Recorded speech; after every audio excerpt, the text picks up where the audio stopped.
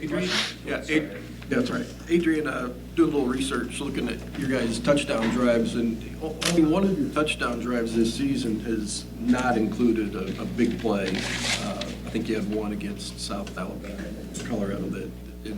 How reliant are you guys on big plays, and is it a good thing? That's an interesting question. I would say this: I think big plays definitely help us, and it's part of our offense. I think generating big plays, whether it be a run up the middle or a deep pass, helps our offense flow and helps us get into that tempo even more. Helps us feel like we have the defense on their heels. With that being said, I don't think we need it to have a long drive and score a touchdown, but I certainly think having big plays, chunk plays help. Just starting the Big Ten conference season, just your thoughts on what this means now, this next stretch of games. Well, yeah, I think our whole team knows it's time for Big Ten play, and we're looking forward to it. Almost like a start of a new season, and we're excited that it gets to start this Saturday. What do you know about the league that you didn't prior to last year?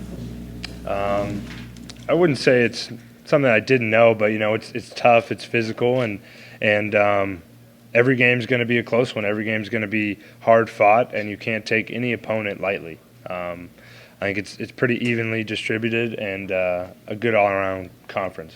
How important is it to get that first road win for Scott Frost? I think it's very important, and it's something that we aim to do this Saturday. Like you said, we haven't won on the road yet, and I think we're definitely capable of doing that. Now it's time to go out there and get it done. Hey, you had mentioned kind of Noah and his impact just on you in the short time he's been here. What is it about him that's meant a lot to you as a friend and as a receiver? Yeah, well, he's a real reliable guy. I think he's a stand-up guy, humble, pretty quiet, and a receiver that I can count on.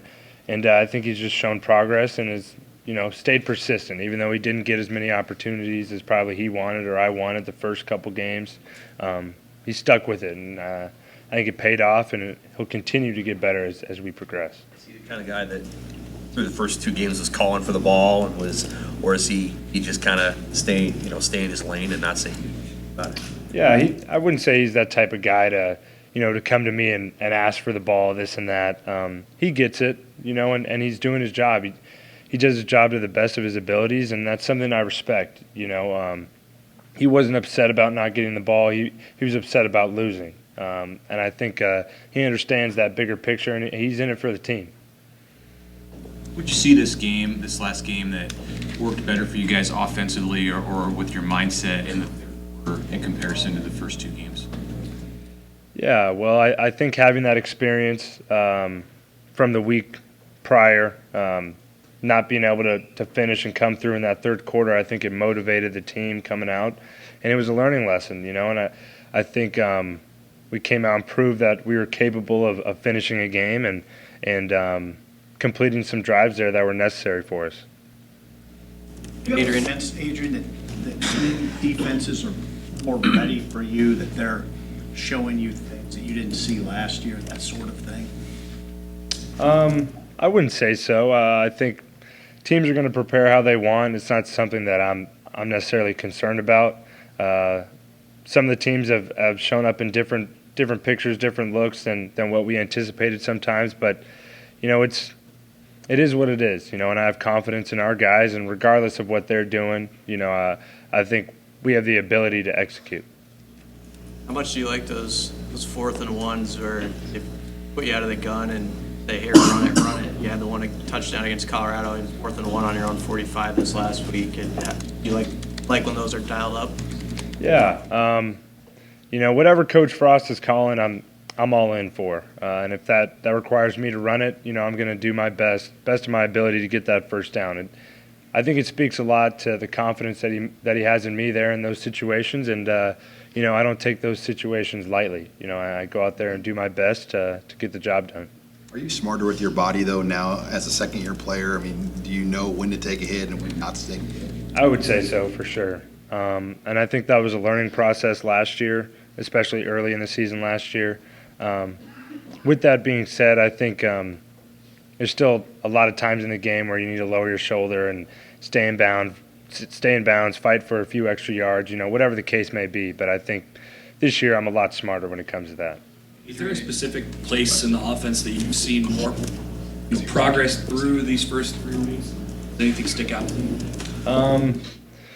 I would say, in general, all of us, I've gotten a lot better since the first game. Our offensive line has done a great job. Our receivers have progressed. More guys are getting involved.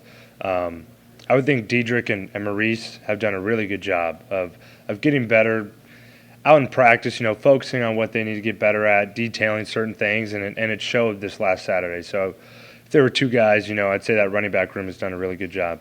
Adrian, following up a little bit on what you said about teams maybe not preparing for you differently, or that not something that you noticed. This is the first time, that you'll be going, Colorado, second time that you'll be going against an opponent for the second time in your career, and that's kind of the way it is the rest of the way.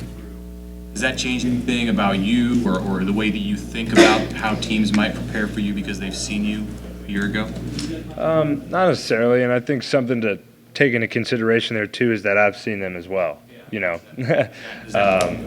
I wouldn't say it necessarily plays a factor in my mind as far as how they're preparing for me. I'm going to go about my usual business and have that memory of playing them the last year, and they might make adjustments. They might change scheme. Might have different coaches. There's a lot of different factors.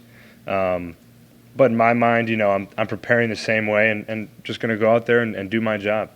Illinois might change its tendency, but they tend to run a cover 2 or zone defense. What are sort of the keys for you when you're throwing against that kind of zone? And how do you feel like you've done against zone defenses in general? Yeah, well, I wouldn't say something necessarily changes in my mind, but I'll just have to be focused, be dialed in, and have a lot of accuracy. When those teams are starting to play zone, there's certain windows that you have to fit it into, and that's part of our offense, part of my game, and something that I'm just going to be honing in on this week. How pleased were you with your passes on that 2-minute drive, specifically the one to Wandale? Well, it was a little off the mark. I think Wandale made a good catch there. But I think we just went out there and executed. It's something that we practice all the time, and there wasn't a whole lot of thinking. We just knew what to do. We'd been in that situation before, and we went out there and played. There was a few passes that I wish I had back throughout the night, but on that drive specifically, I was pretty pleased that we were able to get a score there. I know you're not talking to guys in a huddle situation, but what did you make of the way Brock Bando filled in late in the game? Yeah, well, Brock stepped up. He did a great job, I think. And he was ready to go. I think that's just part of how our team is built. You have to prepare to be the starter, have to prepare in general, and be ready to play, and I think Brock stepped up in that moment. With Wandale, what do you think of the threat that he poses in the way that he stresses defenses, even if he has yet to really break a big one? Yeah, well, I think he's very dynamic. He can be a running back, he can be a receiver, slot. He provides a lot for us. He has a lot of different tools, and like you said, I think he's just going to continue to get better, and I think it's only up from here for him. He has a lot of capabilities going forward. Adrian, you mentioned a little bit that you can't take anybody lightly, but how do you stress that fact to your teammates, knowing that Ohio State is coming a week later here? Yeah, well, it's every game is going to be important for us. And this week is no different. Big Ten play starts. I think it's very important to start 1-0. And I think people that have been here and maybe the young guys that haven't, it's my job, the leadership crew, to let those guys know, it's the Big Ten. Everyone's going to be good. Everyone's going to be solid. You have to come ready to play or else you're going to get beat. And we know that. You can't just come out and expect to win.